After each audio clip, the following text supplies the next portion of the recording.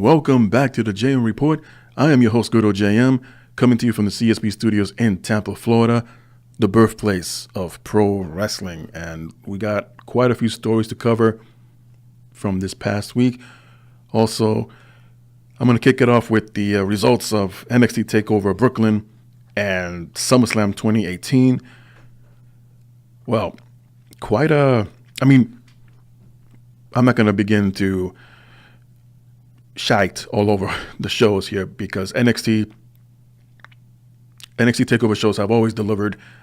Even rarely do they have a okay show, and I think that's the worst they've ever done was an okay show. Maybe a couple of years ago, and it was either Chicago or I can't remember the other one, but it was a couple of years ago. But point being, I thought this whole weekend or this past weekend with WWE and NXT, they delivered. I know there was a lot of expectations going in, especially into SummerSlam. What's going to happen in what turned out to be the main event, and who was going to go over, who was going to walk away as champions. And I got to say, they delivered what they could. Were they full satisfactions? I would say, what can you do? But it is what it is. And I really try, as much as this chair is squeaking and popping for some reason so much. But, there's only so much you can do to keep everyone happy. And considering the main event, again, it is what it is. It was satisfactory to a point, but then you realize the bigger picture. Oh, but I think this was all planned ahead of time as far as what led into Monday Night Raw. But I'll get into that in just a few. But for now, as I mentioned, there was a takeover show in Brooklyn for NXT at the Barclays Center in Brooklyn, New York. And this fits quite perfectly here because there were two taped matches for this past week's NXT network show. And I would include that here because it literally goes in order the way I have it lined up. And I got to say, it's just something when NXT performs in a larger arena as opposed to Full Sail University. And the crowd knows. I mean, call them what you will, smart marks or just marks or whatever. They know where the storylines are better. They know where the angles are better. Hell, I'll go as far and say when an athlete, a talent, a wrestler really wants to shine and not be limited to the quote-unquote WWE style. I mean, if you're for all intents and purposes, and for lack of a better term, if you're an outsider and basically you did not start your career in WWE and you came from the independent promotions from England, Asia, Mexico, Canada, from anywhere part of the world, but not WWE, and you develop your following, your own style, if you will, and to be honest, have a great track record as far as not getting people hurt, not being injury prone yourself, and you're allowed to use that once you sign with NXT at whatever point in your life or career. That's freedom of expression and creation. Lack of a better term, but when it comes to allowing to be using your abilities to your full potential. I mean, of course, you can't do that every single night. You could, but it kind of takes away the purpose when maybe you see, for in this case, an NXT taping of a match and it's the same match they did on the pay-per-view. What's so exciting about this? You expect something different. Maybe a twist. The match could be similar with a twist. Maybe the ending could be different. The way the ending was laid out. But point being, when you're allowed to express yourself that way in the ring, that way being what you're recognized for as a talent and then perform in the ring, you can't ask for any more than that. It's quite different once you reach the main roster. Granted, at the Performance Center, you're taught or trained because like the most reason I hear is that the rings are bigger than what these newcomers are used to. And I wouldn't say the trainers at the Performance Center, that is, I wouldn't say that they make you forget what you learned or what you were taught previously. Just that, again, that the rings are bigger, and if you're one of those high flyers, you definitely got to pace and time yourself. Also, learn the exact positions of where you are in and out of the ring. And I believe the former Prince Albert is still a trainer. Matt Bloom, I believe his name is. And when it comes to training the big powerhouse guys, of course, he's one himself. He'll step in and try it this way. Your way is good, but try it this way. Because it comes down to, it's all about the entertainment portion of it, the entertainment side of things. And, in many ways, it's okay because what can you do about it? They've been doing this for so many years. You forget the whole aspect of, well, it's no longer a athletic competition. Now it's about performance, because you want to inspire and ooh and ah the crowd, because that's what you are. You're a sports entertainment. But, there are even more old school fellas than myself. And I consider myself a bit of an old school person, where the performance, the athletic part of the match comes first before the entertaining part. Meaning you can have a scuffle back and forth. You can chain wrestle for the first couple of minutes, and then you got the break, and then you look up to the crowd for either approval, or if you're a heel, you get the boos and jeers. And okay, I guess you did your job as part of a heel. You're getting them to boo you. Now flip that coin. If it was the face and the heel, let's say you clothesline them over the top rope, and then you take a few steps back, the referee starts making the 10 count, and you just do that about face to the crowd and with your arms outstretched, like, oh, so what do you think of that? And then you get your cheers. Like, okay, you are being entertained. I'm doing my job. But I know I'm going on here in a tangent, but I'm just glad to see, at least in NXT, that they're able to not only maintain what they've learned for so many years. They maintain that training, those skills, but there's a very good chance they're going to make you change a lot of it once you get to the main roster. And, well, just look at the recent call-ups in the past year or so, and where those NXT superstars were down in Orlando, where they are now on the main roster. I mean, there are some exceptions, maybe less than some, maybe a couple of exceptions, a handful of exceptions. But overall, yeah, not so much. But anyway, let's get right into the NXT TakeOver results. First up, we had a couple of matches that were pre-recorded for this week's NXT TV on the network. And the first match saw Bianca Belair defeat Deonna Purrazzo, and Pete Dunne successfully retaining his UK championship over Zach Gibson. And I got to say, that UK championship match, I mean, it's Pete Dunne. Even if he wasn't the champion of the UK or any other kind of champion, he always delivers. As always, has its cringing moments where trying to twist his opponent's joints where they're not supposed to. But as always, Pete Dunne delivers and retaining his championship. And speaking of the United Kingdom Championship, this weekend, NXT UK will crown their first ever United Kingdom Women's Champion. Now, the tournament has been ongoing this week, and it will conclude, I believe, tomorrow night, Saturday, August 25th. Unfortunately, I did not see or read of any network coverage of this. There may be a special, but definitely it'll be all over social media as the news broke, if you will, this past Wednesday into Thursday, where Triple H and many other WWE talent expressed their interest and excitement over this UK tournament to crown a new United Kingdom. Well, technically, it's the NXT United Kingdom Women's Champion to be official. So definitely looking forward to that. And hopefully I'll get the results by next time, by the next episode of the Jam Report. Then we get into the actual NXT TakeOver Brooklyn 4 show. And, wow. Every match, again, this is, NXT is the reason why I love being a pro wrestling fan.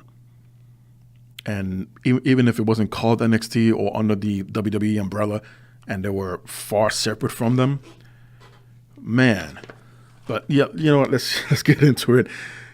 The opening match saw the Undisputed Era of Kyle O'Reilly and Roderick Strong defending their NXT Tag Team Champions against the Mustache Mountain of Trent Seven and Tyler Bate. Quite a physical match, I gotta say. And these two teams went back and forth, a lot of stiff shots, a lot of submission holds. And at the end, we see the Undisputed Era retain their NXT Tag Team Championships, and Mustache Mountain probably won't see another title match anytime soon, as they were the champions going into the United Kingdom tournament over the summer, only to losing back to the United, not the United States, but the United Undisputed Era. Pronouns, pal. Yeah, the Undisputed Era regained the titles early in the summer and retained them against the very same team that they lost them to, that being the Mustache Mountain. There's got to be if there's a rematch, and of course they got to include more than likely some kind of gimmick, and I would have to guess some kind of tornado tag team match. You know, what they used to call them Texas Tornado style or Texas Tornado Rules tag team matches. And have they had? I mean, with the exception of the War Games, I can't remember if they had ever a tag team. They might have, but I just can't think of the top of my head right now. You know, age. I can't remember if they had a tag team steel cage match, whether it's on TakeOver or at just a regular NXT show at Full Sail. But you know, something along those lines. I'm not saying go with that idea, although it'll be nice. But something to, you know, put the final, I guess, nail in the coffin, if you will, on the angle and move on. Even though they did move on from this. Technically, Mustache Mountain doesn't have any claim for a rematch because the War Raiders or War Machine would run into the ring post-match and just lay out the Undisputed Era. And now we have a new feud going, or that just started, and which is ironic because that's when and where the Undisputed Era debuted a year ago on NXT Brooklyn 3. So little payback, if you will, but I still wouldn't rule out a rematch with Mustache Mountain, or if you want to get all really creative, triple threat, three corners match, if you will, for the tag team titles. Velveteen Dream. I don't know why I always have problems pronouncing this guy's name, but Velveteen Dream took on EC3, and I gotta say this: as impressive as the Dream has been, he, what was it, last time he did some kind of, and I didn't see it until it was pointed out. I just thought he was just dressing up like he normally does with the wild colors and tie-dyes at times and the airbrushed tights. At the last TakeOver show, I was like, oh, he's coming out dressed as Hulk Hogan. At first, I didn't see it at first, to be honest. And then it wasn't until he turned his back towards the camera and you see the cutout holes on the back of his shirt. I'm like, okay. Still didn't really see it, but all right. So it's a nice being compared, not ring style, but more of his ring attire. Velveteen Dream is more compared to Ravishing Rick Rude because it was airbrushed tights and usually has quite unique designs, but no more unique than what he did this past weekend. So we didn't see this until, at least a full, clear view of this, until Dream got into the ring. He stands right in the middle and once again turns his back towards the hard camera. And either someone realized it or maybe someone from the production side of things pointed it out and told one of the cameramen to get a shot of his tights because there's something written on it. Now, normally these things get approved ahead of time, but there was a conference call, a little birdie told me, that post NXT TakeOver conference call. Triple H got a personal phone call from who the message was referring to at the time, and asked what was that all about. Triple H in response said he had no idea up until the hard camera shot, and there was no insult, there was no offense to it. You just got a crack out of it, as most of us did. So basically, Velveteen Dream had airbrushed "Call Me Up Vince" on the back of his tights, written right across his buttocks. And I guess he thinks he's ready, or he wants to be. It wouldn't be a far cry, but as I mentioned earlier about the difference in styles or what could happen when an NXT star is called up to the main roster, I got to ask, are you sure you want to be called up? I mean, they got to have plans for you, first of all. It's just not a question of filling in a spot because so-and-so's on injury or on vacation or jail or training in MMA or whatever the case is, and you got to fill in a spot. Well, who you got available that's more than worthy to be called up?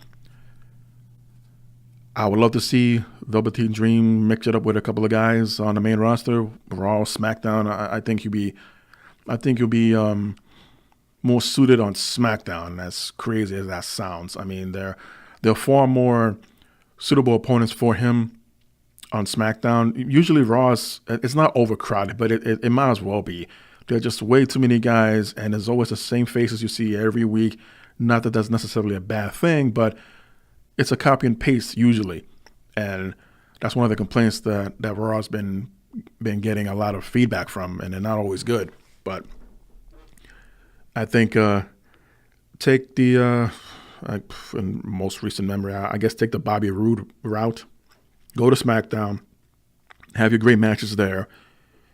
Velveteen Dream could mix it up with Andrade Cien Almas, AJ Styles, maybe not for the title right away, but have a match. If Jeff Hardy's not going to take any time off to lick his wounds, then the Dream can have a match with Jeff Hardy, Shinsuke Nakamura, and that's another thing. How would you present Dream, as a heel or face? Chances are face, because he's over, even though he's supposed to be a heel, but he's talented. What can I say?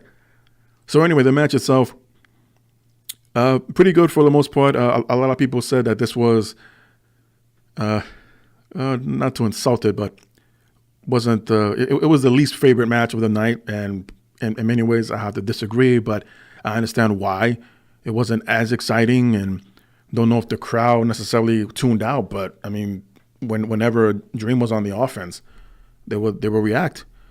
And EC3 looked incredible as he always does, and quite a physical specimen himself. He hung in there.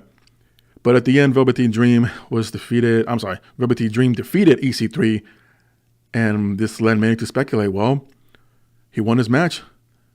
It's usually the other way around. You do the honors on the way out. You would take the fall. Your opponent pins you or makes you submit, and then you give your final goodbyes. But I think it's way too soon. Give it to maybe after WrestleMania. That's when they usually do their mixing up, if you will, or shake up. But it's a draft.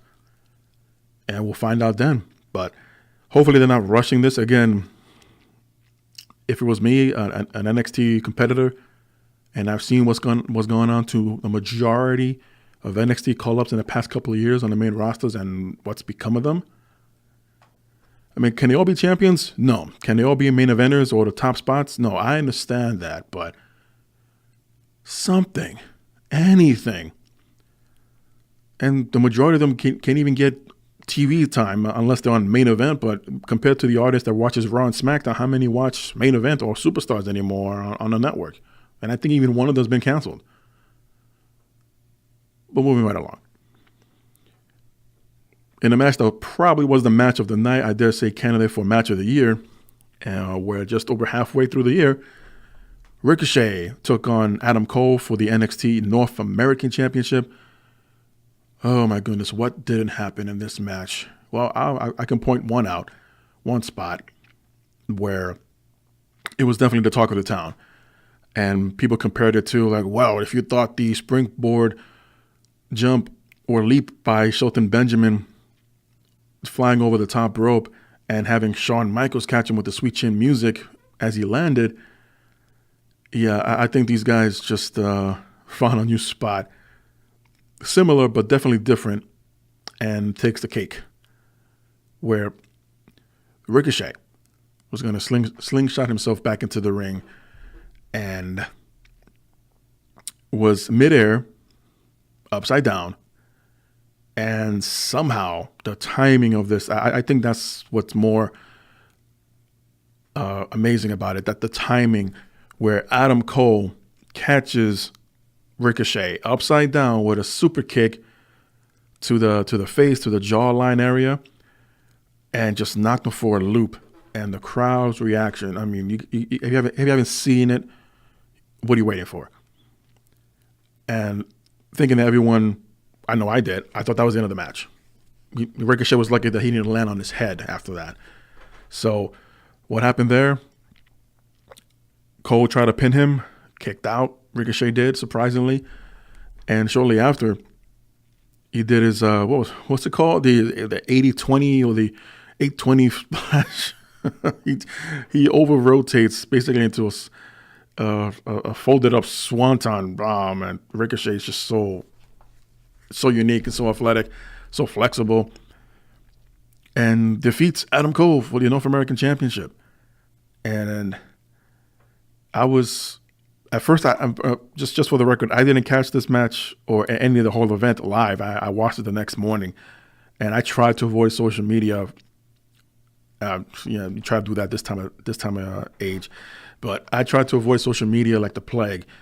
But not that I was intentionally looking for results, looking for other people's posts, and maybe I would have posted something as I stepped out to a lounge just outside of town where I live, and it was during NXT Takeover, and I saw the Instagram picture that was posted by WWE where Triple H is congratulating Ricochet and he's already holding up the title.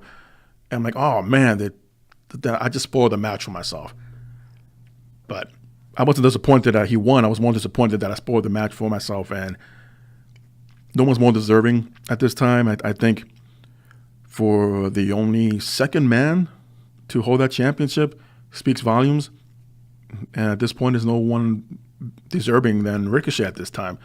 Makes you wonder what kind of match he has to have against the opponent that will take it away from him. Maybe it could be Adam Cole. He can step it up. I just think between Adam Cole, Velveteen Dream, the rest of Undisputed Era, as big as they are, as over as they are, I'm just really concerned what they would do on the main roster. But moving right along. NXT Women's Championship, Shayna Baszler defended against Kairi Sane, a rematch of sorts from the Mae Young Classic finals from last year.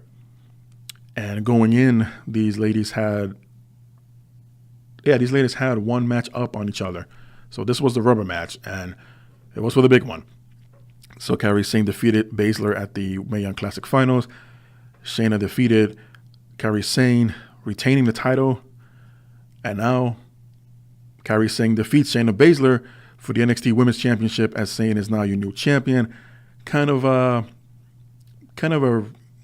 copy and paste, but slightly different from the ending of the Roddy Piper Bret Hart match, because I know a lot of people immediately went to that comparison, and also the Bret Hart Stone Cold Survivor Series '96 match. And it's such a unique spot that it's rarely been used. Hell, even in the Piper Bret Hart match at WrestleMania 8, not many can remember when it was used before then. But point being, Shayna catches Kairi Sane, and in her chokehold, her famous chokehold. I'm sure there's a name to it, but I can't remember right now. So, just as at least this is how I saw it. Just as Baszler was about to adjust it and really get cinching up on the hold on Kairi Sane, she lifts her up, and you see Sane basically throw her legs over her head, thus making Baszler fall to her back, still with the hold on, but Baszler has her shoulders to the ground and saying what made it turn out to be a pinfall cover gets the 3 count. And to my surprise, Baszler was upset at herself, but didn't attack Sane, which I think normally she would have done. But, it worked out. And this freaking chair. But Kairi Sane I delivered, I believe, 3 insane elbows only to miss 1 as Shayna brought her knees up. And that's what led into the ending there. And it was amazing. Kairi Sane, who's a little even shorter than Asuka. They posted a picture a few months ago, and it was posted on Instagram. And Asuka's just about 5 feet tall, and Kairi Sane is shorter. I didn't realize that, but not does it mean anything. But it does mean that Kairi Sane is now the new NXT Women's Champion. Just curious to see and find out who will she be defending it against at Evolution. If it's against Shayna Baszler, it probably won't be a one-on-one match. It's got to be not only a stipulation match, but probably a multi-person match, a multi-women's match. Who knows? Because at Evolution, they really want to go all out. And speaking of which, they have already announced, even before SummerSlam, that Alexa Bliss will take on Trish Stratus. And the idea, or at least the belief, was that it was for the Women's Championship. But I'll get to that in a second. And the other match is Nikki Bella taking on Ronda Rousey. But so far, that's just a rumor. But from what we've seen, it's a possibility, but I'm getting ahead of myself. And in the main event, we saw the NXT Championship defended in a last man standing match as Tommaso Ciampa defended against Johnny Gargano. And as pointed out by Mauro Ranallo on commentary, this is the 3rd straight NXT takeover that these guys main evented. Only this time it was for the title. Originally supposed to be a triple threat match with Aleister Black thrown in there, but because of his groin injury a few weeks ago at a NXT house show in Las Vegas, he was unable to compete, so they wrote him off. The week before, where he was attacked by a yet-to-be-named assailant in the parking lot at Full Sail University. So I have to find out who it was and why was Aleister Black attacked. Did that rhyme? No, it didn't. Last man standing match, basically, anything goes, and you got to knock down your opponent where the referee reaches the count of 10 and you declare the winner. So there were a couple of familiar spots from previous matches they had on TakeOver, only except they were a little bit more extreme. I really got to find, I really got to work on my vocabulary and not use familiar terms because it's just so cliche after a while. But anyway, they did the old rip up the mat and expose the boards in the ring. Handcuffs were used again. And these guys just beat the piss out of each other using the announcer's table. And in the end, it was Gargano who still had the cuffs in tow. And they fought their way up the ramp. And right in front of the LED screens to the left-hand side of the stage, you see, and I knew what the ending was going to be because they played it out before, early in the match. So what happens is Gargano handcuffs one arm of Ciampa and the other cuff onto one of the bars that hold up the lighting. And the idea there was, I guess, you beat down Ciampa, you beat him down some more, so he won't answer the 10 count. So Gargano decides to pull his knee down. His knee pad down. How do you put your knee down? His knee pad down, similar to what Ciampa does, and was about to do a running knee square to the face of Ciampa. So he gets a good running start. He lunges, makes contact, but Gargano has so much momentum that he flips over Ciampa after making the contact and lands in the casing area there where the stage side where they have those anvil cases. For some reason they were stacked up, and when normally you don't see that, but whatever. And basically Gargano crashes and burns. Here comes the referee about to start the 10 count. You see, counting 1, 2, gets to about 8 and 9. Between 8 and 9, you see Ciampa showing some signs of life, and because he's handcuffed at the edge of the stage.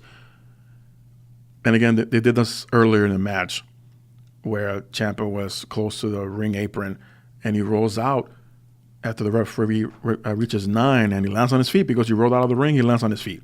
Count broken. Same thing here. Ciampa rolls off the stage, lands on his feet, but the referee kept counting because Gargano's down and out and counts him out. And Tommaso Ciampa retains the NXT championship. And the storyline here is that Johnny Gargano dislocated his knee, even though it looked like he could limp away quite nicely, but the dislocated knee nonetheless. No stretcher, no gurney, nothing like that, and the show goes off the air. That's NXT TakeOver Brooklyn. I believe I mentioned this last time on the JM Report. This just may be the last time NXT and SummerSlam will be at the Barclays Center. They didn't make any announcement during the shows, surprisingly, where they're going to be next year. There were rumors about maybe Canada, maybe returning back to Los Angeles for another few years, or just give another city or town a chance to have a long extended 4-day weekend with WWE. Well, I mean, it's always Florida. There's always Texas. There's always Chicago, maybe Detroit. All these big cities that have tremendous crowd reactions.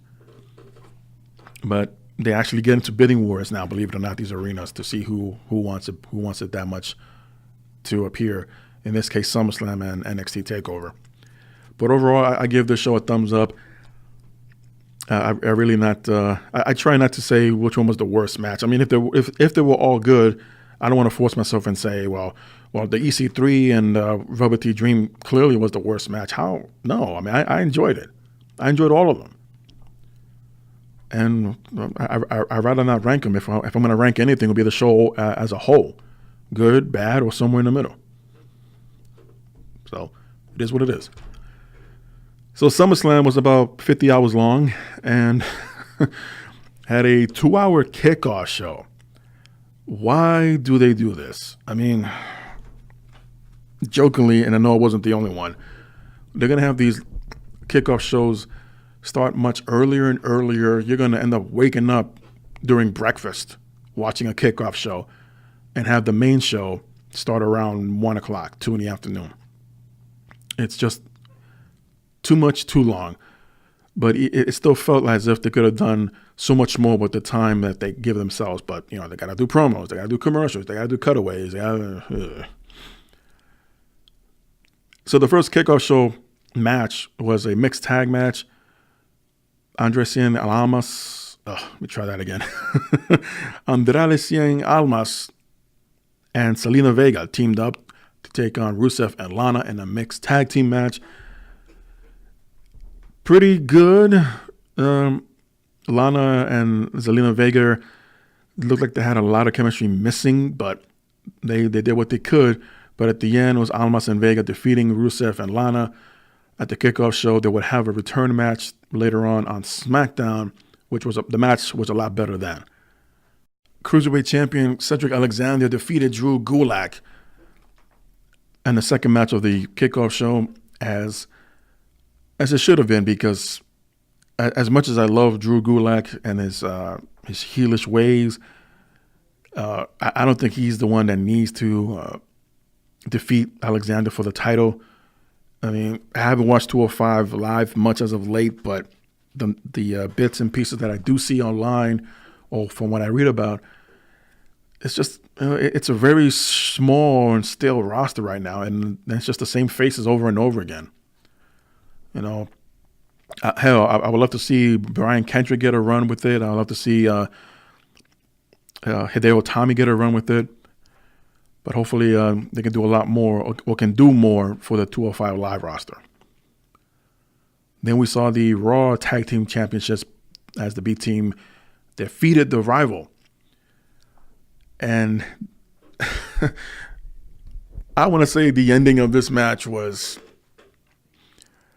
maybe not the middle finger, but, yeah, we were definitely trolled here at the end of the match, as everybody was hoping, or at least expecting, the Revival to win the championships here. And it looked like they were going to. So it was, I believe it was Wilder who had Curtis Axel rolled up. And then, I'm sorry, it was Bo Dallas that was rolled up. And then Curtis Axel was bumped off and stumbled backwards, causing the already rolled up maneuver to be rolled over the other way. And Bo Dallas was now pinning Wilder. Referee turns around and gets the 3 count, and B Team retain. And then the next night on Raw, we saw in singles competitions, both members of Revival would defeat both members of the B Team in one-on-one matches. So there's your angle there. There's your storyline moving forward.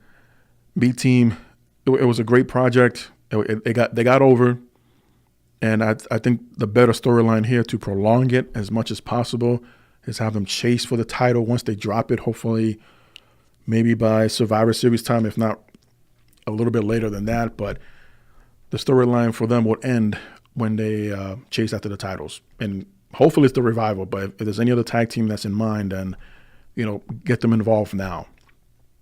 So SummerSlam opens up with the Intercontinental Championship being defended by Dolph Ziggler taking on Seth Rollins, and Rollins would have Dean Ambrose in his corner and Drew McIntyre in Ziggler's corner.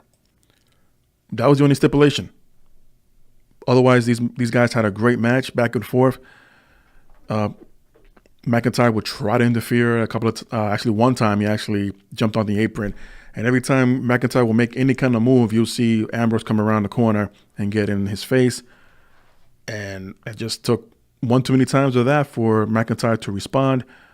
Then you see him attack Ambrose, but by the entranceway. Ambrose would then retaliate, receiving or giving dirty deeds to McIntyre. And in the ring, it took a super kick, curb stomp, and Seth Rollins once again is your new Intercontinental Champion. And given what took place on Raw the next night, yeah, that feud is over between Ziggler and Rollins, and I'll mention that in a little bit. The Bludgeon Brothers will defend their tag team titles versus the New Day of Big E and Xavier Woods. This match was very competitive, a lot of back and forth, a lot of dominance shown by the Bludgeon Brothers, as they should. And somewhere, I wasn't able to pick it up exactly when it happened, but apparently Eric Rowan tore his bicep in this match. And whether it was a call on the spot or they changed the finish, but a DQ was called when Rowan brought in one of his Smash Brothers hammer and used it to attack the New Day right in front of the referee, call for the bell, and the Bludgeon Brothers will retain their titles via disqualification.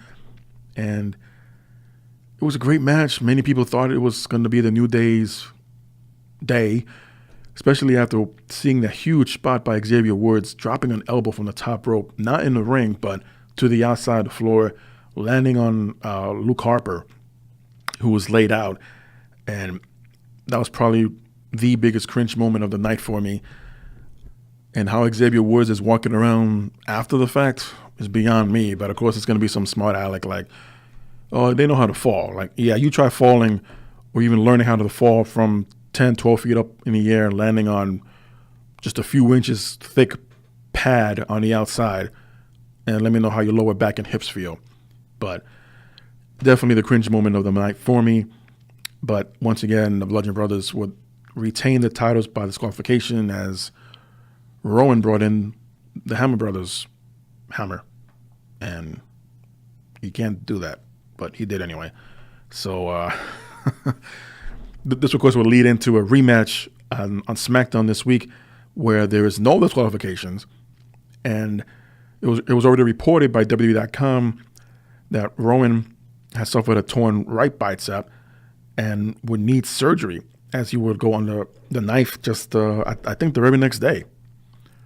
But he still wrestled on SmackDown in a losing effort with Luke Harper, dropping the titles back to the New Day in a no DQ match. No word on a return date for Eric Rowan, but New Day would regain their tag team titles this past week on SmackDown, and I believe that makes them 5-time tag team champions. Whatever the record is, I think the New Age Outlaws hold the record, but that's what they do now. They just break records just to keep themselves relevant, them being the WWE. Next up was one of the first squash matches of the night, as Braun Strowman, less than 2 minutes, defeats Kevin Owens in a match where the Money in the Bank briefcase was up for grabs. And Braun could have lost it whether he was counted out or disqualified, but I guess he beat Owens to the punch, if you will. And before the match even started, there was a couple of tackles outside the ring, a chokeslam on the metal rampway, literally right at the bottom where the rampway meets the floor. And oh my goodness, the bounce that Kevin Owens did. And you could tell by the look on his face, like, oh yeah, that one hurt. He felt that one. He didn't have to sell it. Just look at the expression on his face and his body language.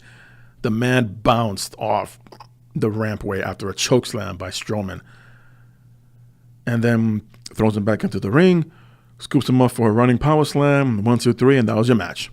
Thanks for coming. Charlotte Flair, Becky Lynch, and Carmella in a triple threat match for Carmella's SmackDown Women's Championship. Originally supposed to be a one-on-one match between Lynch and Carmella, but Charlotte Flair that is, returned, got himself a win over Carmella in a non-title match on SmackDown, and found herself in this triple threat match. And great match. I think one of the better triple threat women's matches I've seen in quite some time. Everyone had their moments to shine.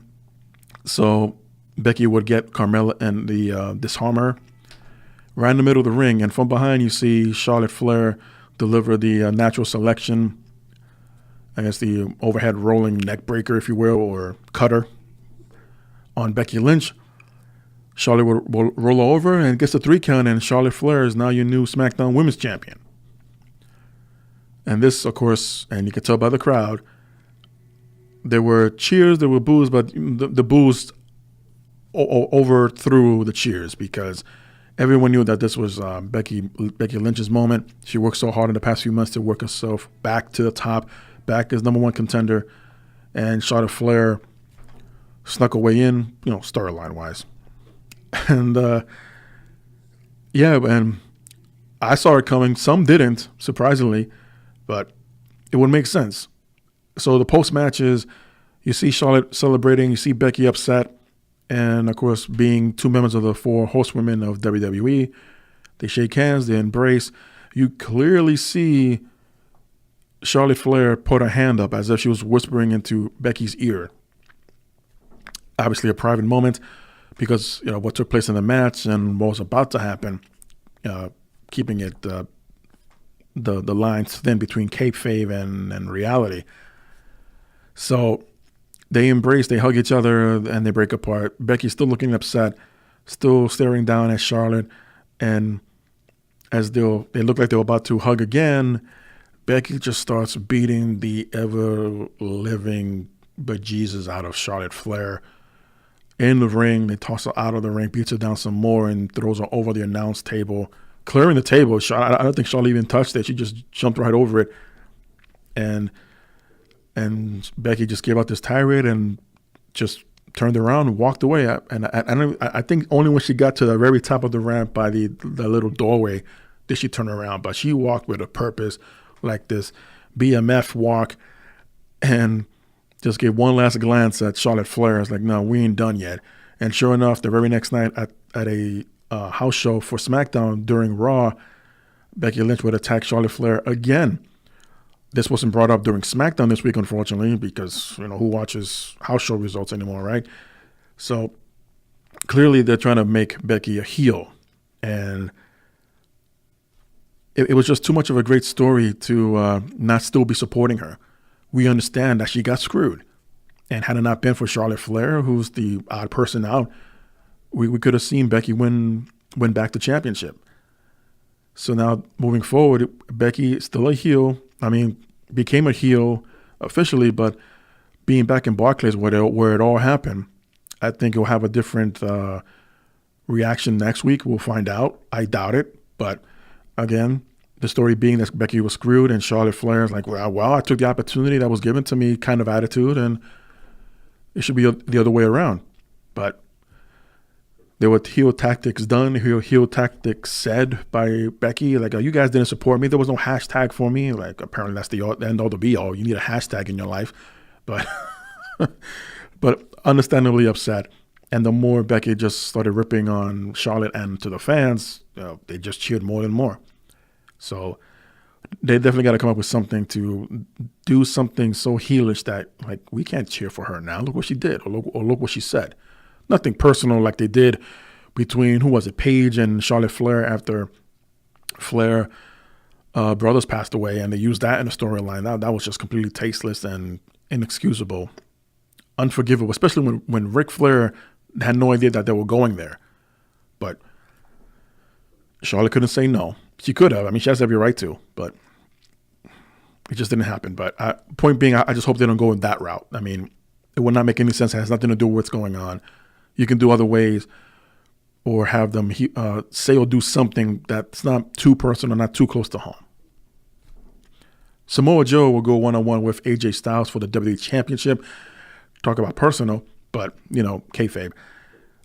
And it would add more if they did have AJ Styles' family, well, not his whole family, but his wife and his daughter ringside. And again, they added more to it, and I'm glad that they did this.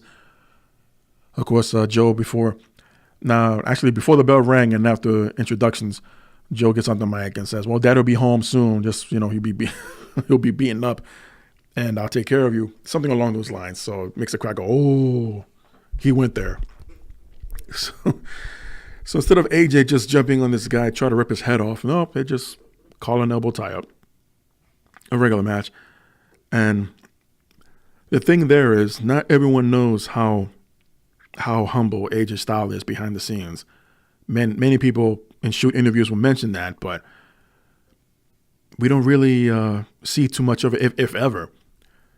I mean, it's one thing we see him hanging around with his Good Brothers and once in a blue Finn Balor, and he's all smiles and this and that. But the person AJ Styles, yeah, from what I've heard and read, he's a very nice guy, even behind the scenes when he's quote unquote out of character.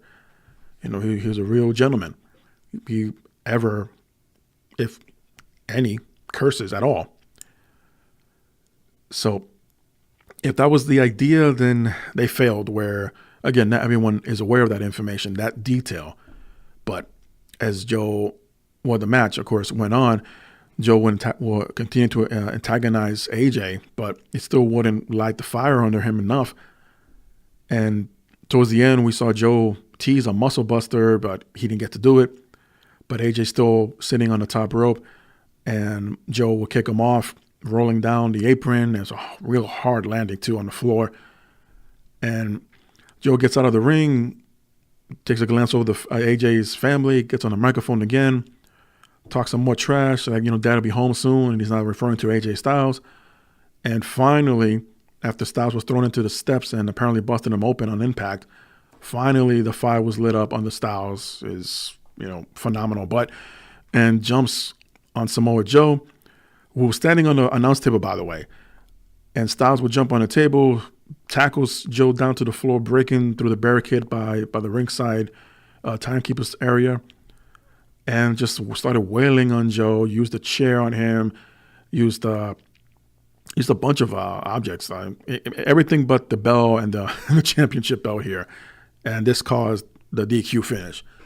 So definitely we're seeing more of Joe and AJ Styles in the future, more than likely in Hell in a Cell, where a couple of matches have been announced already.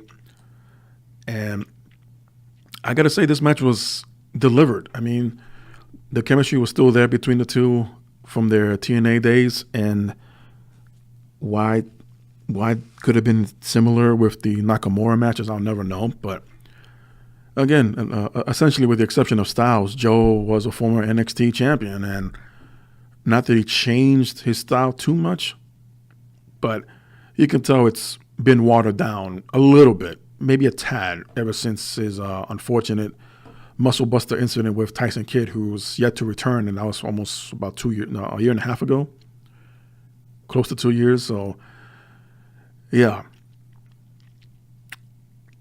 just got to be careful from now on, obviously, and Joe has been, and he's been injured himself a few times since then.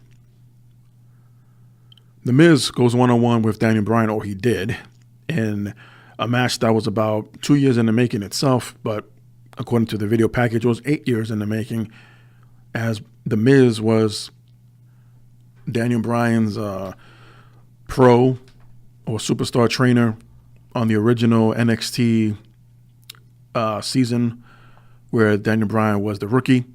And since then, not that the seeds were planted back then, but the intent was that the seeds were planted that Miz never got along or never liked Daniel since day one, and it escalated from there. And they've had matches before. They fought over the United States Championship before.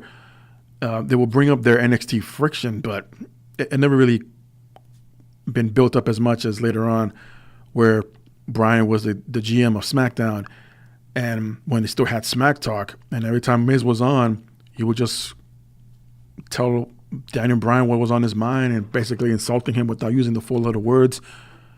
And to maintain his composure, and this is where Bryan was still retired, Bryan would just walk away, and Miz would just keep continuing to rip into Bryan and questioning his manhood and his dignity and this and that. Then, of course, came the announcement that Bryan was coming back after nearly 2 years of retirement, and eventually, we all knew it was going to lead back to Miz. Bryan just had to deal with a few other personal issues, kayfabe, in the ring, and it all came full circle. So, up to this point, we still have no idea what Daniel Bryan's contract situation is, and it was interesting because this will be brought up again 2 nights later on SmackDown. So, the match itself was better than expected, and Maurice was ringside. So, Bryan would tossle Miz over out of the ring, and Miz will work his way over to where Maurice was. And I believe Bryan even drop kicked him into that corner barricade, and he went back to the ring. Miz gets up and turns around, faces Maurice. Maurice is giving him words of encouragement, but you clearly see her passing something on to him. And it was revealed moments later that there were brass knucks. Miz tumbled over to near the apron on the outside of the ring, and Bryan was about to do one of his suicide dives, only to be punched in the face with the brass knucks and knocked out. Referee didn't see it. Miz passes the brass knucks back to Maurice, trying to be nonchalant about it, but clearly, when you see a woman reach into her cleavage, her boobs, and it's not her cell phone that she's putting in or out, it's a foreign object. And Miz runs back into the ring, pins Daniel Bryan, and gets the 3 count. So Miz defeats Daniel Bryan at SummerSlam, but it's not over there, as many speculated that Brie Bella would come out, but I guess because Maurice was still ringside with her family, it wouldn't make sense, and it wouldn't be, I don't know, not logical, but you're attacking, granted, for a reason, and you have every excuse in the world to do so. But Brie Bella, who was there, who cut an interview early in the day with her sister, did not come down and beat the crap out of Maurice. So instead, they try to say that for SmackDown, where Miz was trying to say, well, he's officially retiring undefeated, and there's no longer any reason to continue fighting Daniel Bryan.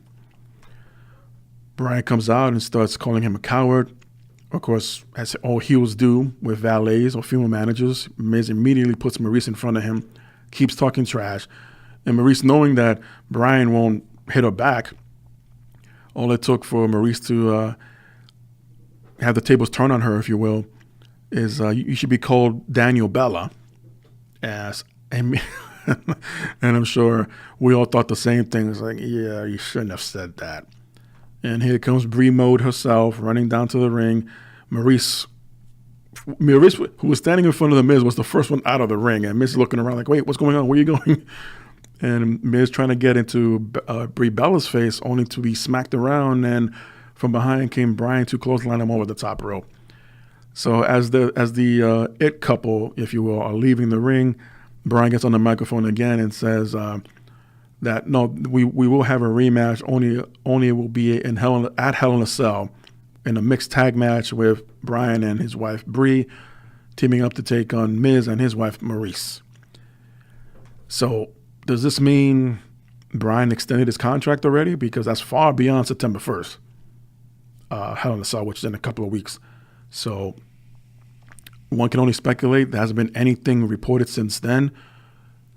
And that's the assumption everyone's going with. I guess he resigned. He resigned with basically saying it without saying it.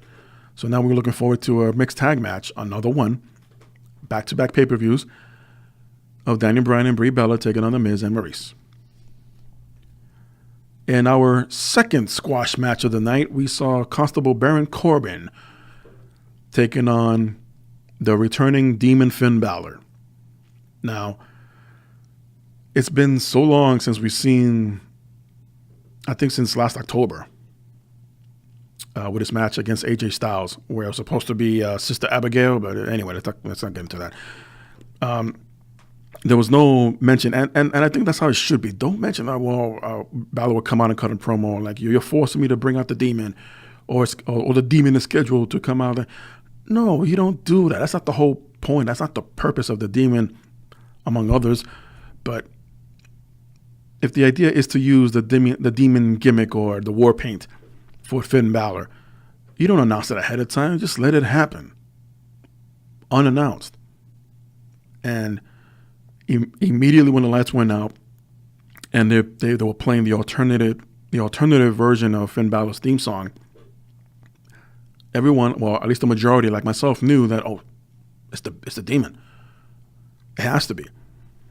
And I failed to mention that throughout SummerSlam, they had many imposed CGI graphics. And I guess the Porter in the Sky from the first Avengers movie was left on because it was inside Barclays Center. And I guess the idea was that he fell or came through the Porter in the Sky and landed on the top of the rampway, and there was the Demon Balor in full war paint. Everybody flipped the lids. They were freaking out. It was unexpected, as it should have been again.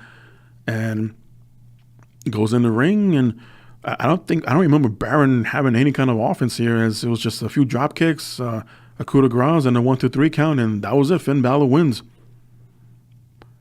My first thought was, oh man, unfortunately on separate brands, but Balor in his war paint has to face Jeff Hardy in his war paint at some point. And I kind of had my wish, because after that match, it was posted on Instagram, a picture with Hardy and Finn Balor posed together at gorilla position right before Balor's match. And it was online. And I was like, well, okay, well, this would do for now until they actually have some kind of match together.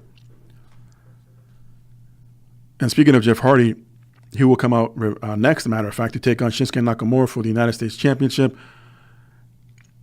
Still don't know what the deal is with Jeff Hardy, if he's going to take time off for his injured back, but he's still taking these crazy bumps. Hell, he even bumped himself on the apron where Shinsuke was laid out, and it looked like Hardy wanted to do a swanton onto Shinsuke as he was laying on the apron, but he crashed and burned and got back into the ring. Shinsuke would pin Hardy for the 3 count, and Shinsuke Nakamura retains the United States Championship. Randy Orton will come out with his song playing and everything. He gets up until a few feet from the ring apron, literally hits the brakes, turns around, and then leaves. I guess he doesn't work by the hour and got his SummerSlam paycheck. Thanks for coming, Randy. And in our final squash match of the night, Raw Women's Champion Alexa Bliss will take on Ronda Rousey. At first, when I saw Ronda come out, I realized, wait a minute, did anybody tell that Alexa Bliss was going to wrestle Mantar? Because that's not Ronda Rousey. I would imagine, and many people expressed this thought as well, that Ronda Rousey is being expressive when it comes to her entrances. something she was not allowed to do in UFC for many reasons, for many obvious reasons. You just can't have that kind of substance, if you will, on your face or any part of your body that could give a disadvantage to your opponent. Like, oh, it's paint. It dries up. No, it's not appropriate. It's not professional. And you could wear attires like a mask, maybe, even though I haven't seen too many fighters do that. At least not in UFC, but in other promotions they do, or hats. But as long as it has the sponsors, right? Reebok sponsor me, maybe. But yeah, Rouse is being very, very expressive now, I believe, moving forward with her own version of war paint, and it just made it look even more intimidating. And Alexa just kept a distance for the most part, and to a point where Ronda allowed her to, okay, well, you want to have the advantage. So Ronda sits in the middle of the ring with her eyes closed, Indian style, facing forward, and from behind came Alexa Bliss, who puts her in a chin lock. Didn't last too long as you see Ronda get more and more pissed off. It's like she did everything but turn green here, and just demolishes Alexa Bliss, gets her in this arm wrenching hold where Alexa Bliss's double joints came in full effect, and you see her arm bending the wrong way, and eventually will get her into an armbar, which I understand is not really an armbar. It's the arm is folded the way it's supposed to be. And it's just held in place. And even with the selling and the movements of Ronda, I was like, how is anyone tapping out to this? Well, anyway, at one point, Ronda got Alexa Bliss up on a fireman's carry and said, at least loud enough for the cameras to pick up, like, "Are you ready?" And I guess calling a spot too loud. See, normally. And this is how I see it. Normally, when you hear it, like, okay, well, he just called the spot, Cena, and the commentators will pick up on it. And I think that's where they make a mistake. Because unless you rewind, like, wait, did she just say out loud? Okay, at that point, that's on the audience. That's on the fans, at least watching at home. But when the audience when the commentators pointed out to confirm what you thought you heard, I was like, oh, they just called a spot. And the commentator, in this case, Coachman, is like, oh, she just told Alexa Bliss, "Are you ready?" And oh, I guess you're ready for the punishment that's coming. Don't call it. Don't even acknowledge it. It's like the one thing you prefer not to happen, where basically you're giving away the illusion, if you will, about pro wrestling. You confirm it, and don't know if Coach was told to do that or he took it upon himself, but. That's something I would not have done. That's something I would not have had one announcers to do. But anyway, Ronda would again get Alexa Bliss into the armbar, if you will, whatever you want to call it. It's not an armbar. It's just like, I don't know, like a figure arm lock or something, figure four arm lock, and it makes Alexa tap out, and your new Raw Women's Champion is Ronda Rousey. And here's where the announcement comes, the rumored announcement that comes later on in the night into the Monday morning, where Nikki Bella would take on Ronda Rousey in the Evolution main event for the title. And I hope it just sticks as that, even though the Bellas announced earlier in the day that they'll be ringside, which have nothing to do with Ronda at all. If anything, it was unknown if Natalya would show up, and she did. She was first introduced. Her music played, and she walks out wearing Jim the Anvil Neidhart's coat. And it was, and it just looked like the one that he wore at SummerSlam 1990, where the Hart Foundation defeated Demolition in the 2 out of 3 falls match for the tag titles. So kudos to Jim Neidhart or whoever took care of that jacket, because there wasn't a blemish or a scratch on it, or maybe it was restored, for lack of a better term. But she wore it out to the ring. The fans were cheering and supportive of Natalya and standing in Ronda Rousey's corner. Now, I don't know. There were rumors that Natalya was going to turn on Ronda, and this was way before the passing of Jim Neidhart, and many probably would have thought it would have been in bad taste to do that anyway. So now the focus is on Nikki Bella. So if that was the original plan, then I'll go for it. But otherwise, just throwing the Bellas into the mix like the way they did at SummerSlam, they had absolutely nothing to do with the rise of Ronda Rousey. If anything, they were probably against it in kayfabe, having Ronda come in, and they weren't even in a picture during her debut at the Royal Rumble. What involvement that they have at WrestleMania, the Bellas, this year, when Ronda was having her debut match against Stephanie and Triple H. So literally out of nowhere, the Bellas get involved. At least Nikki does. Brie's going to have her own thing with Bryan and The Miz and Maurice, but they got to have something for Nikki because all hands on deck.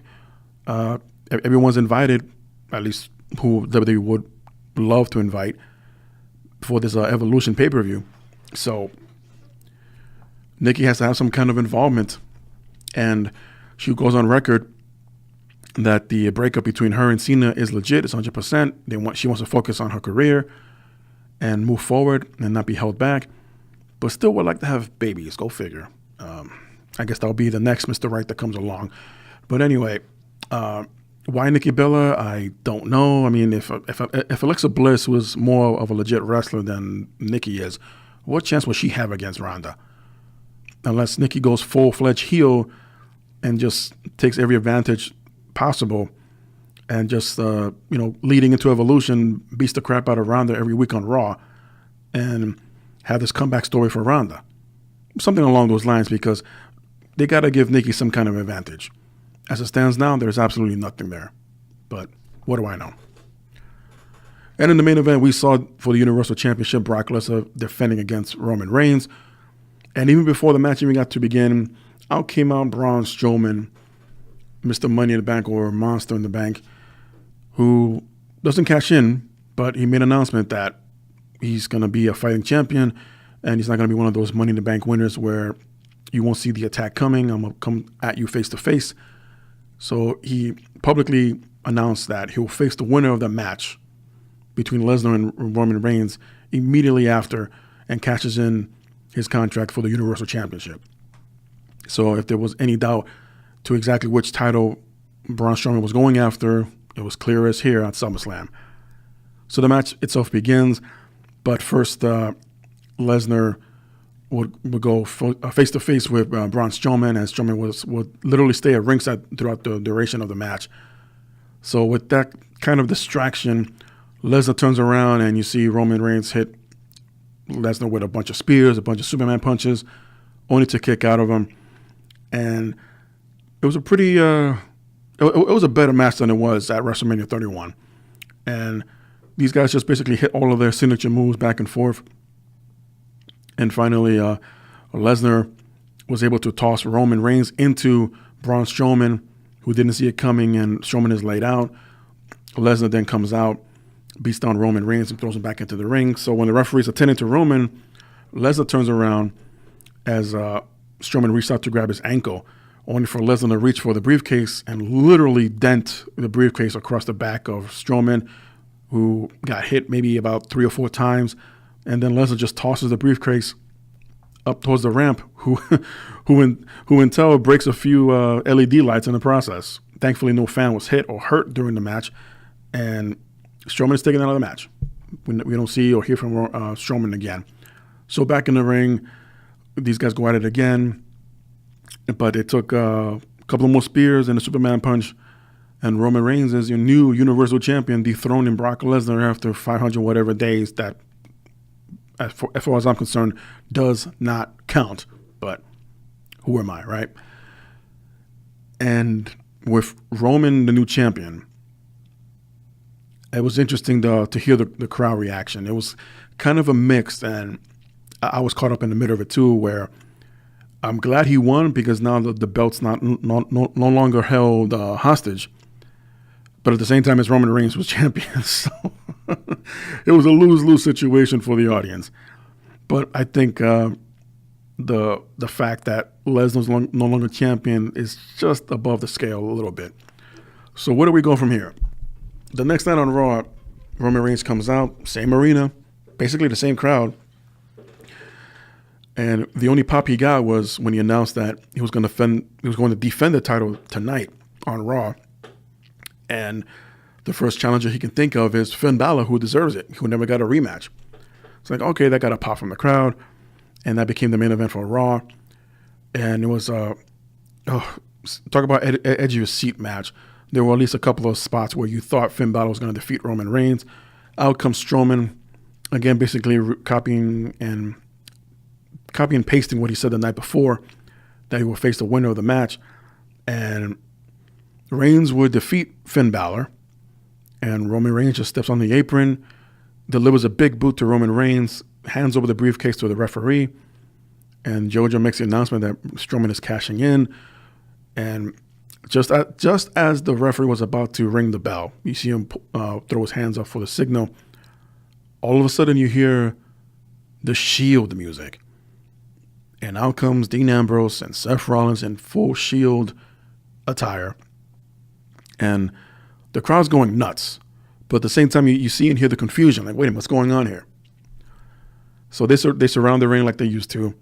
Strowman, and this took forever. Strowman just looking around, what to do, what's going on, who's here, who's not. And just begins attacking the Shield. But, of course, he's outnumbered. Strowman would try to fight back. But eventually, the Shield would do their 3-man powerbomb through the announce table. And the match never got started. Hell, the referee wasn't even in the ring after we saw the Shield come in. The referee was long gone, and the bell never rang. So Strowman is still Mr. or Monster in the Bank. But now this leaves a whole new question. Are the Shield a heel again? Did they finally come to the senses like, listen, they're really not going to accept 100% Reigns as a face, let alone as Universal Champion as a face. So we got Dean back. We got Rollins, who's fully healthy. Roman's here. He's healthy. So let's retrend again the failed experiment of the Shield from a year ago. Do it here. Keep Strowman strong and as a face. And the Shield will basically, essentially, protect Roman Reigns as the Universal Champion. Plus you have Seth Rollins as the Intercontinental Champion. A lot of possibilities there, but the official answer hasn't been given yet. Is the Shield a heel team again, keeping Strowman as the face with the Money in the Bank briefcase moving forward? This definitely prolongs it for a very long time, as you can have Strowman take on each member of the Shield one-on-one, mixed tags, 3-on-1, 2-on-1, whatever it comes up with in many gimmick matches, leading into Hell in a Cell, leading into Survivor Series. This could literally go all the way to WrestleMania. There's so many possibilities here. But definitely a surprise, definitely a good way to end Raw. Definitely, and it paid off too, because this past week's Raw rating was the highest in a long time, post SummerSlam show. So definitely, they're on the right track here. Hopefully, whatever promo they're going to cut the Shield is this week on Raw to explain themselves, it all depends on that. And I believe, if the Shield basically, in so many words, don't say that they're not only are they back together, but they're a heel team moving forward, and it's not going to work. The Shield at this point, basically forcing Vince's hand, so to speak, with Roman Reigns as champion, making him a heel. Basically do what they couldn't do with Cena. But it's the Shield. The Shield is over anyway as a heel team or a face team, so it could work. But they need to establish where the Shield stands. That's the only thing that's missing from this formula, if you will. So hopefully, again, we'll find out this Monday night on Raw. In other news, there's quite a few random stories, actually. Matter of fact, the one that caught my eye, and I'm pretty excited about this, Mike Johnson, a PW Insider, reports that the new WWE action figures-inspired documentary will be making its way to Netflix.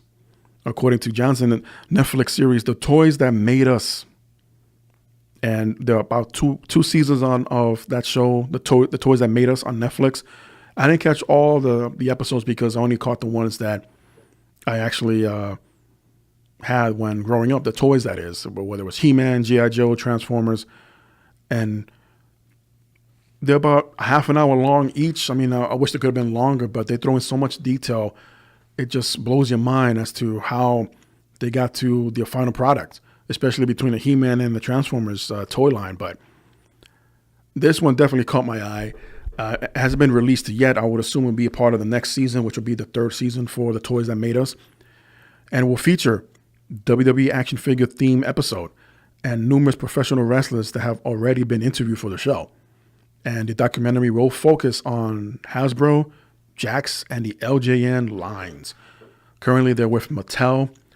So I would imagine if there ever is one, the connection with WWE and Mattel toy lines will be very similar to the Jakks specific toy lines, where that's when they finally started using head scans to get the real scans of the wrestlers' heads, and eventually full body scans. They weren't all used on all the figures. I think only a few exclusives and special editions, like what was the name of it? Unchained Fury, I believe it's called.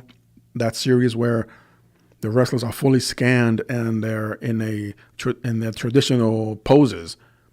Like Kane has his arms up to set off the pyros, and you had Triple H doing the DX crotch chop. You had Shawn Michaels doing his double bicep pose while leaning down. And they had a strange one for Batista. I don't know whose idea that was, or have Batista basically do like a flying Superman punch in midair, and that's his pose for that figure. And I think they had it really good with Hulk Hogan's ripping the shirt off while wearing the Winged Eagle Championship belt. I thought that was a clever idea. And The Undertaker was just basically standing there with his long trench coat. My favorite one would have to be between Rowdy Piper and there was another one. I can't remember. I think one of the most complicated ones had to be the Rey Mysterio one, where he's literally doing the 619 in mid-flight. And that figure came with the corner post of the ring, and you got to basically assemble Rey Mysterio hanging off the ropes. But I'm getting way off track here. But I would imagine the Jakks specific storyline will be very similar to what Mattel is doing now. And hopefully a few seasons down the road, we'll see an episode with Mattel. But these are the cornerstones between Hasbro, Jakks, and LJN. Definitely want to hear the stories of certain poses that they use for these plastic molds for wrestlers in the LJN line. But can't wait till this episode drops. There's an update from the whole incident, and I apologize for this squeaking chair. Nobody believes in WDB40 here. But there's an update on the story, or I should say the tragic story of Brian Christopher, as Hall of Famer Jerry Lawler took to his podcast Dinner with the King this week and gave an update on his son and the ongoing investigation related to the circumstances of his death. The King would say, "I know that everything that was reported said that Brian committed suicide by hanging himself. And now, since that time, I have serious doubts that actually happened. Things that right now we're not at liberty to discuss."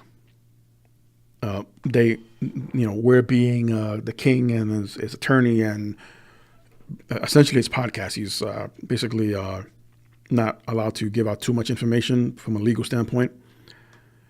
But he goes on to say, the Tennessee Bureau of Investigation is conducting their own investigation as to what happened, and it's still ongoing at this time.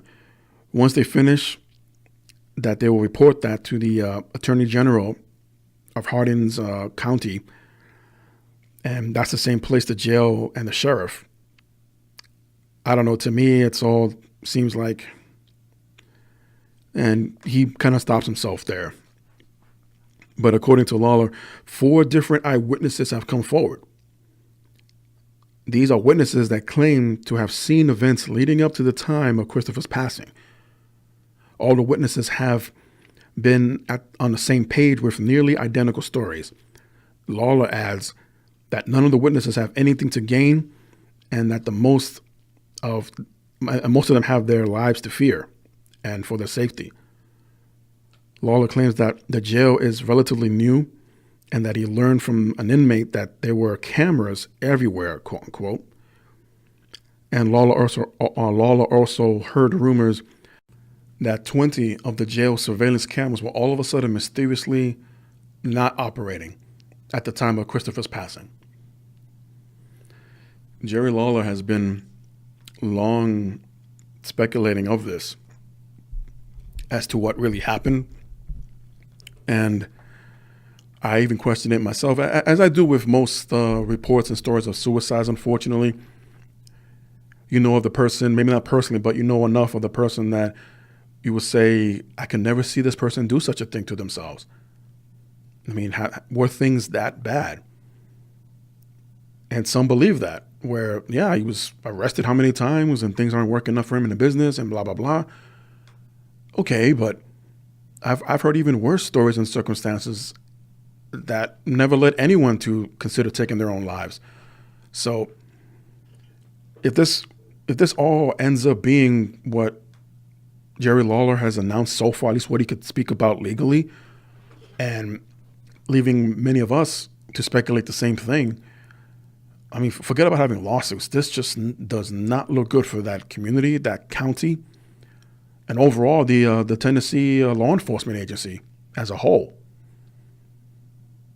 And okay, maybe being a new facility, a new corrections facility, maybe they had newly sworn in officers as well that probably didn't know what they were doing and really screwed up. But the one thing that catches my attention is the lack of surveillance cameras.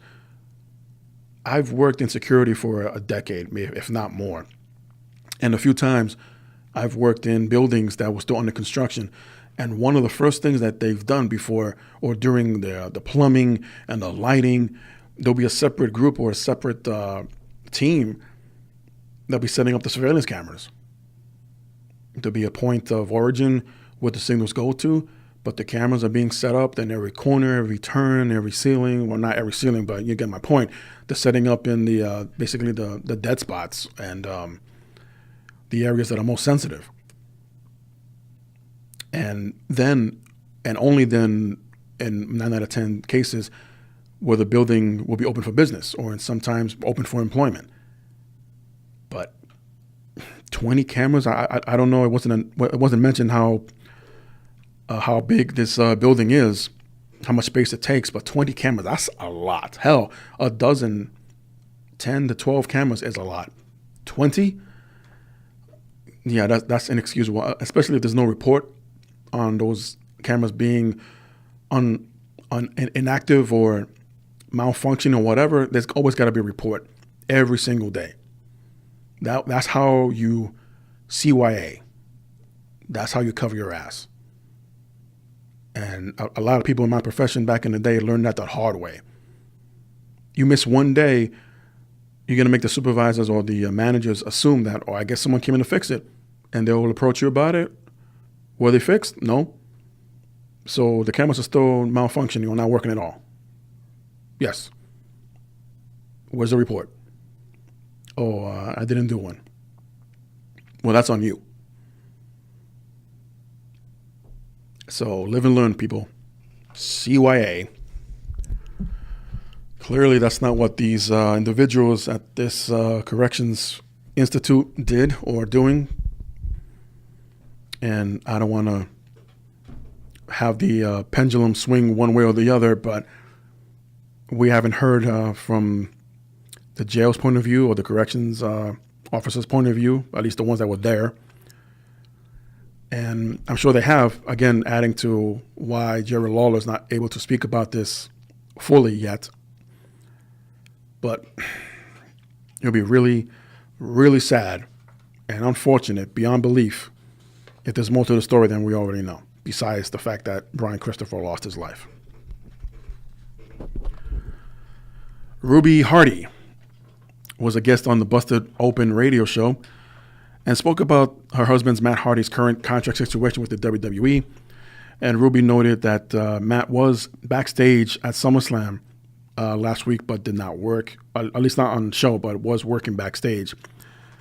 And his contract currently expires in March, which is around WrestleMania time.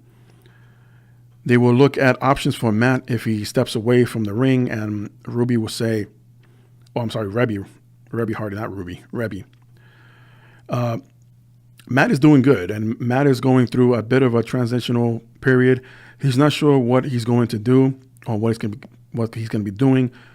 His contract is up in March, which I'm not sure many people are aware of, but there's a sort of a decision to be made at this point as whether he should continue his in-ring career or if he should just pursue something different, which he would totally be up for and be expected to do and excited.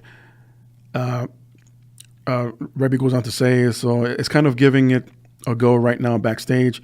He's at SummerSlam. He's not on the card, but he's there, and we're kind of going to see from here. It's really a transitional time right now. And Matt had recently tweeted about some ongoing injuries, and it was speculated that he would take time off after his feud with the B team and to heal up and possibly explore his options working back in a backstage role. So if that's the case, working backstage sometimes will mean you're an agent or a manager of sorts, or working at some kind of office capacity. And I mean, Matt Hardy would definitely fit in. Personally, if the idea has been chosen or the decision has been made before his contract expires in March as an in-ring competitor, then have him healthy enough to have one last run or at least one last match to have him say his goodbyes the right way. I mean, that's just me. That's kind of me thinking and hoping in a selfish way, but I don't think it's too much to ask for. But according to his wife, Rebby Hardy, you know, they seem like to be a very happy family. Their two children more than likely are going to be in the business, but I'm sure that they will have that talk before anything happens officially. But Hardy, man, yeah, he's a great guy. I met him a couple of times. He's really down to earth. Gives the fans the time of day to speak with, have conversations with, and I really hope he's well enough to continue a little while longer. But come March and this makes a decision to hang it up as an in-ring competitor, but works backstage, I say, well, at least he's still with the WWE, right? Now let's get back to Raw for a little bit, as there was some confusion. Now I was under the belief that Brock Lesnar will make an appearance because he was advertised way in advance for the Barclay Monday Night Raw show. But according to PW Insider, despite being advertised as appearing on the show, Lesnar did not on Monday Night Raw because he left Brooklyn and flew home right after SummerSlam. PWInsider.com was reporting that Lesnar was not present at all on Monday, and it is unknown why the WWE didn't announce Lesnar would be missing Raw. So, a couple of notes here. If you watch Monday Night Raw, and I realize my voice is cracking here and there, and I try not to take too many breaks in between these takes because, otherwise we start hearing. Yeah, I don't think you want to hear that. These microphones are very sensitive and just about pick up anything within its range. So I apologize for that. But if you watched Monday Night Raw this past week, they started hyping up the Triple H versus Undertaker match for the Super Showdown that's happening in October. Initially, the first few reports were saying that was supposed to be the promo spot for Brock Lesnar and Paul Heyman. Instead, we just had Paul Heyman backstage speaking to Kurt Angle at the very beginning of not the very beginning, but in the few early segments of the show. And Heyman, on behalf of Lesnar, asking or demanding to invoke his rematch clause as soon as possible. So Heyman gave the option or offered the suggestion for Hell in a Cell And Kurt Angle said no, that he doesn't care or doesn't want to hear anymore about Lesnar going after the Universal title or if and when he ever gets his rematch. And as I explained earlier, the Universal Championship finally back on TV, but it already has his hands full.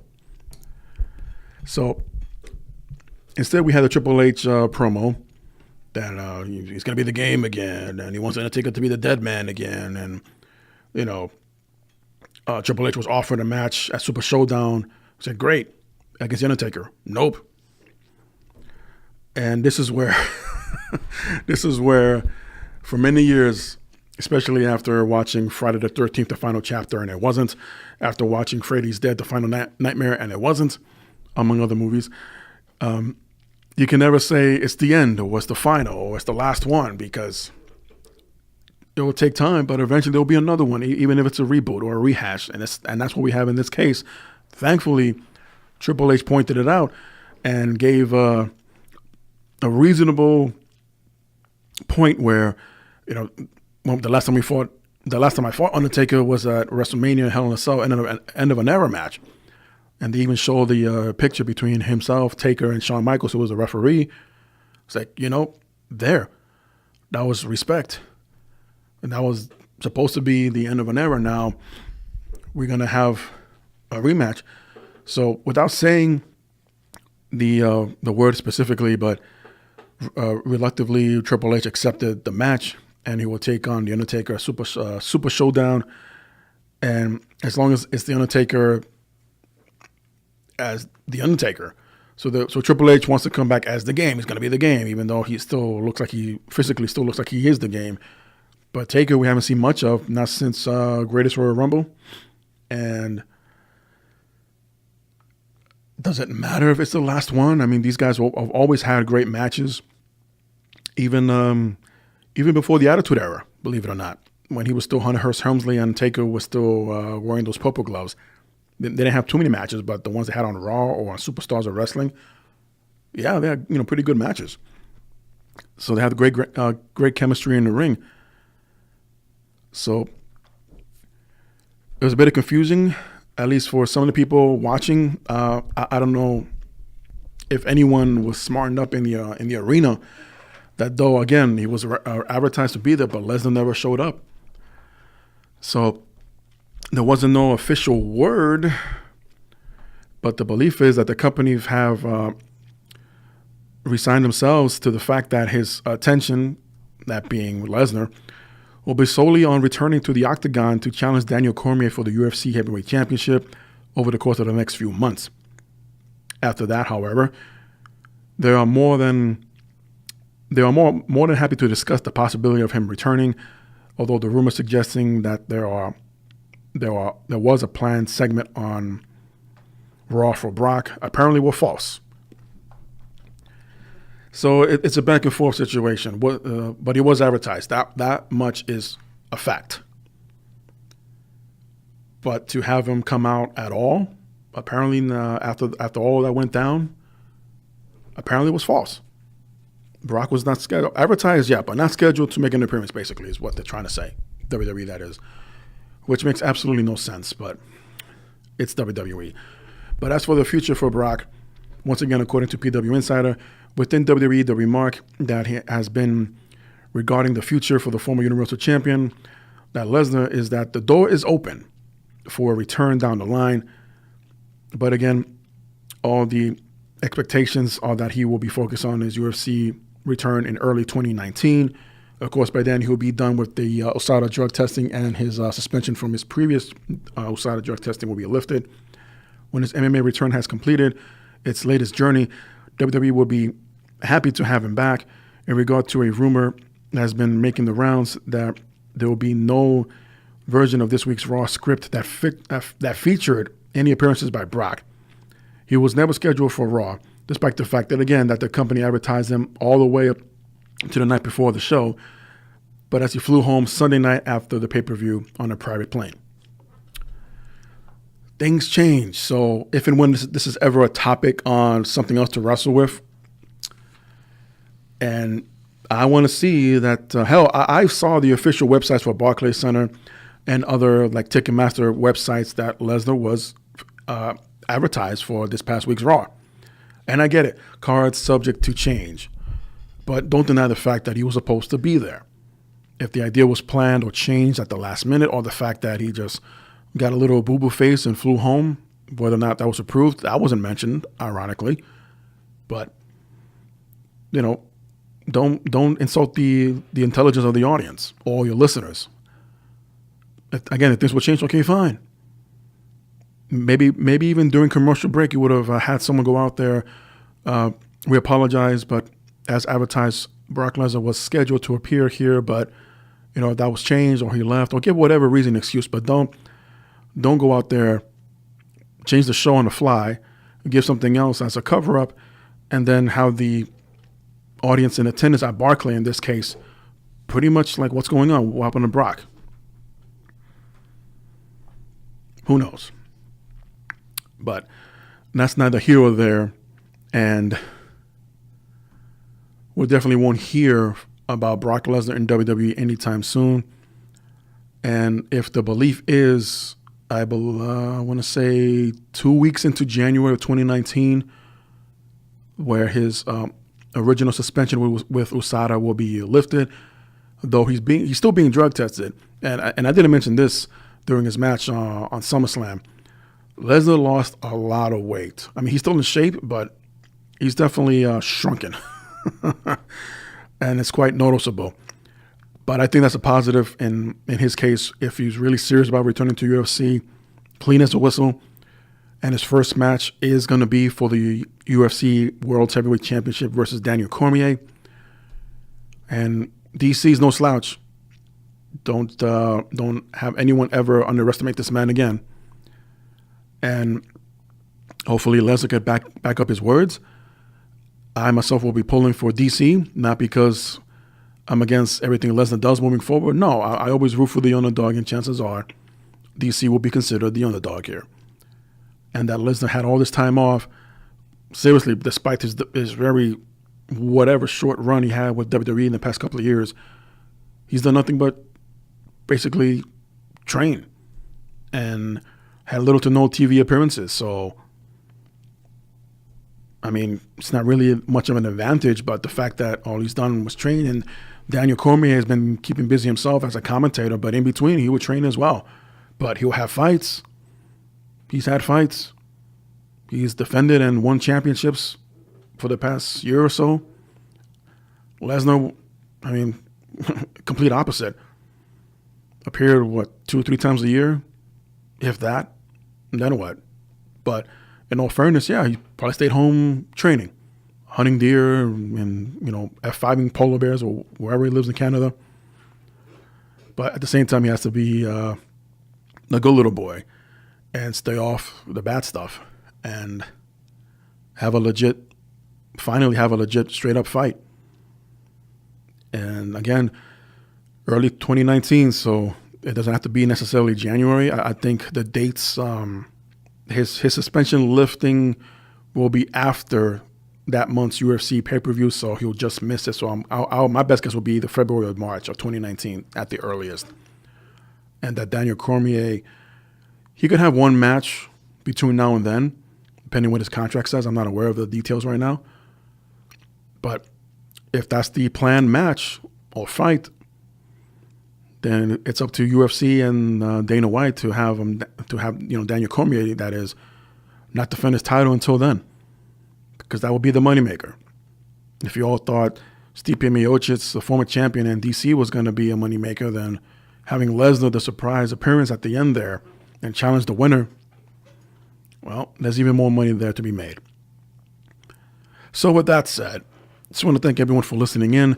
You can follow me throughout social media. You can send me an email at IAmGoodOlJM@gmail.com. If you have any questions or comments, to make them on below. You can like this audio podcast here. You can subscribe to my Good Old JM channel. You can leave any questions or comments in the emails of any stories you want me to cover here. There are going to be some changes coming up in the near future. Right now, I want to put on the finishing touches on my documentary that I'm working on for the Wild Samoans WXW wrestling promotion. It's pretty much good to go, but still working on some narrations and the music portions of the video, and hopefully the family would, the Awani family, that is, enjoys it, and with their blessings, I can share it with the world. But one step at a time. So, in case you're following me on social media and don't see me posting too many updates of any kind, then you know why. I'm hoping to have it done as soon as possible in the next few weeks or so, if not sooner. And it's going to be called the Awani Legacy. That's what I'm going to call my project. So stay tuned for that. I'll definitely keep you posted on it. And until next time, let's go to JM for the JM Report. Again, thank you very much for joining me. Leave a like, leave a comment, subscribe. Follow me on social media as linked below. And until next time, everyone be safe and be good.